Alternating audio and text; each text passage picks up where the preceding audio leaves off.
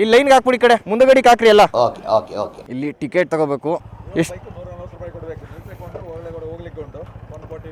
Sir? Phone pay ಮಾಡ್ಬೋದಾ? Scanner ಕೊಡಿ. Scanner sir. ಆಯ್ತು ಸರ್. ಭೀಮಯ್ಯ KB ಅಂತಿದೆಯಲ್ಲ ಅದಲ್ವಾ? ಟಿಕೆಟ್ ಹಾರಾಡ್ತಾ ಇದೆ. ಏನ್ ಹಾರ್ಟ್ ಅಟ್ಯಾಕ್ ಆಗೋಯ್ತಾ? ಏನಾಯ್ತು? ಎದೇನೋ ಬಂತಾ?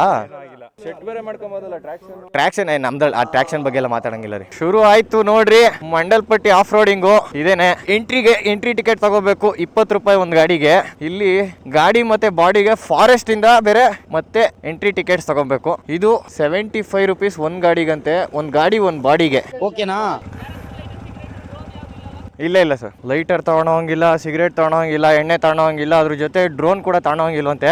ಇಲ್ಲಿ ನೋಡ್ರಿ ಫುಲ್ ಸ್ಲೈಡ್ ಆಗ್ಬಿಡ್ತಿದ್ದು. ರೈಟ್ ಸೈಡಲ್ಲಿ ಬರ್ರಿ, ಈ ಕಡೆ ಬಾ.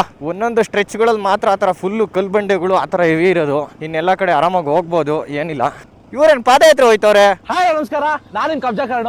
ಏನು ಕಾಣ್ತಿಲ್ಲ. ಫಾಗ್ ಒಂಚೂರು ಕಮ್ಮಿ ಆದ್ರೆ ಅವಾಗ ವ್ಯೂ ಪಾಯಿಂಟ್ ಅಲ್ಲಿ ನಮ್ಗೆ ವ್ಯೂ ಕಾಣಿಸುತ್ತೆ, ಇಲ್ಲಾಂದ್ರೆ ಬರೀ ಫಾಗೇ ಕಾಣಿಸ್ತಿರುತ್ತೆ. ಇವ್ರು ಯಾರೋ ಪಾದಯಾತ್ರೆ ಹೋಗ್ಬಿಟ್ಟವ್ರಲ್ಲಪ್ಪ. ಇವ್ರುಗಳು ಜೀಪು ಬೊಲೆರೋಗಳಂತೂ ಓಡಿಸಿ ದಿನ ಇವರು ಇದೇ ಪಾಯಿಂಟ್ ಅಲ್ಲಿ ಇದೇ ಗುಂಡಿ ಐತೆ ಅಂತ ಗೊತ್ತಾಗ್ಬಿಟ್ಟಿರುತ್ತೆ ಅವ್ರಿಗೆ. ನಾವೆಲ್ಲ ಅವಾಗ್ಲೇ ಹಂಗೆ.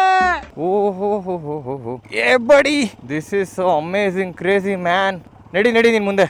ಸ್ಟ್ಯಾಂಡ್ ಹೊಡಿತಾ ಇರೋದು. ಕ್ರೇಜಿ. ಟೈರ್ ಸ್ಲಿಪ್ ಆಗುತ್ತಲ್ಲಿ ಕಲ್ ಮೇಲೆ. ಸಕ್ಕದಾಗಿತ್ತು ಅಲ್ಲೊಂದು ಸ್ಟ್ರೆಚ್ ಅಂತೂ.